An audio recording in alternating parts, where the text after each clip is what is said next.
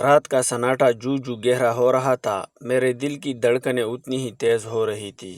لال جوڑے میں سج کر دلہن بنی میں اس آراستہ کمرے میں اکیلی بیٹھی تھی۔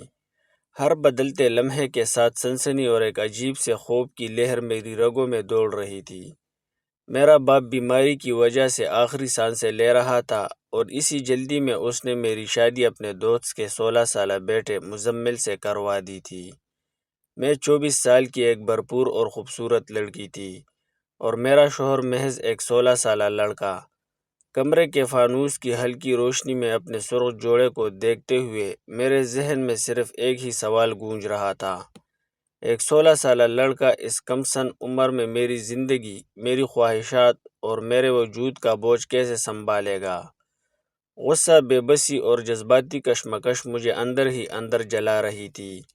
ابھی میں انہی سوچوں کے تانے بانے بن رہی تھی کہ ایک کمرے کا بھاری لکڑی کا دروازہ ہلکی سی آہٹ کے ساتھ کھلا۔ میرے جسم میں سرسراہٹ دوڑ گئی۔ میں نے ڈرتے ڈرتے نظر اٹھائی۔ مجھے لگا کہ شاید شوہر آیا ہے، لیکن سامنے میری 18 سالہ نند عائشہ کھڑی تھی۔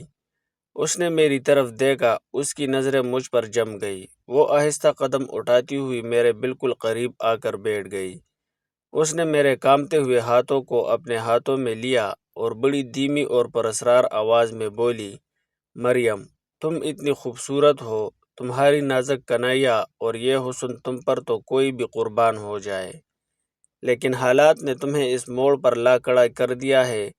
اس کے لہجے میں ہمدردی تو تھی، مگر کچھ ایسا بھی تھا جو مجھے اندر تک ہلا گیا۔ اس نے مجھے تسلی دی اور چلی گئی۔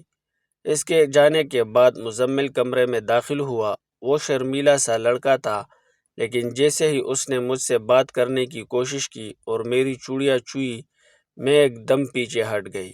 میرا دل زور زور سے دھڑک رہا تھا اور پراسرار خاموشی نے پورے کمرے کو گھیر لیا۔ رات کا پچھلا پہر تھا۔ تھکن اور ذہنی تناؤ سے چھٹکارا پانے کے لیے میں نے شاور کھولا۔ اچانک مجھے یوں محسوس ہوا جیسے کوئی بہت قریب سے بالکل بند دروازے کے آر پار مجھے گور رہا ہے۔ جسم کے روئے کڑے ہو گئے۔ میں نے فوراً شاور بند کیا، چاروں طرف دیکھا، کوئی نہ تھا۔ کمرے میں واپس آئی تو مزمل گہری نیند سو رہا تھا۔ میں نے دل کو سمجھایا کہ شاید یہ میرا وہم ہے، لیکن کہانی کا خوفناک موڑ ابھی باقی تھا۔ صبح جب میری آنکھ کھلی تو میرے ہوش اڑ گئے۔ میرا لباس کٹ چکا تھا، چادر بستر سے نیچے گری ہوئی تھی اور میرے جسم پر ایسے نشانات تھے جیسے رات کی تاریکی میں کوئی میرے وجود سے کھیلتا رہا۔ لیکن مزمل تو نیچے فرش پر بے سد سو رہا تھا۔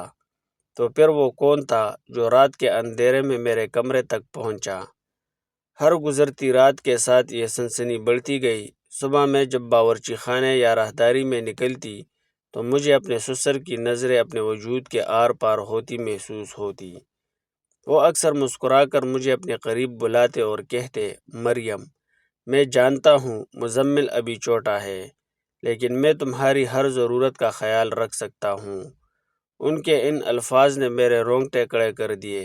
مجھے لگا کہ رات کی تاریکی میں جو ناپاک سایہ میرے کمرے میں داخل ہوتا ہے وہ کوئی اور نہیں بلکہ میرا سسر ہے۔ خوف اور گھبراہٹ نے مجھے گھیر لیا۔ شادی کے 3 مہینے گزر گئے۔ اچانک میری طبیعت شدید خراب رہنے لگی۔ چکر آنا، قے اور نقاہت۔ عائشہ مجھے زبردستی لیبارٹری اور لیڈی ڈاکٹر کے پاس لے گئی۔ جب ڈاکٹر نے رپورٹ میرے ہاتھ میں تھمائی تو میرے پیروں تلے سے زمین نکل گئی۔ ڈاکٹر نے مسکرا کر کہا، مبارک ہو، آپ حاملہ ہیں۔ یہ سنتے ہی میرے جسم سے جیسے روح نکل گئی۔ جس شوہر کے ساتھ میرا ایسا کوئی تعلق ہی نہیں بنا، میں اس کے گھر میں حاملہ کیسے ہو سکتی تھی؟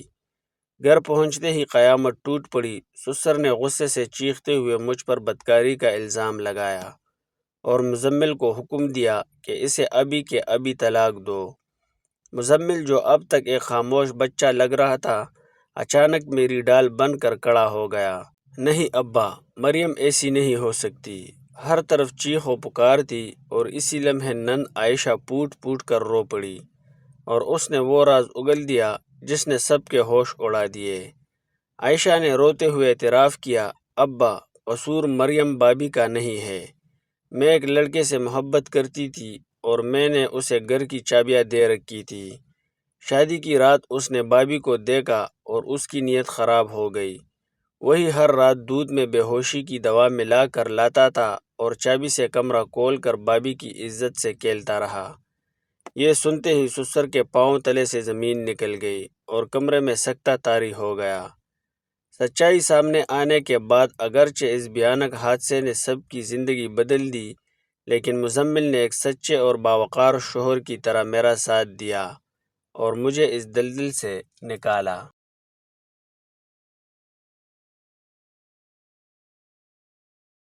دوستو، امید ہے آج کی کہانی پسند آئی ہوگی۔ ویڈیو کو لائک کریں اور اسلامک اردو ورلڈ چینل کو سبسکرائب کریں۔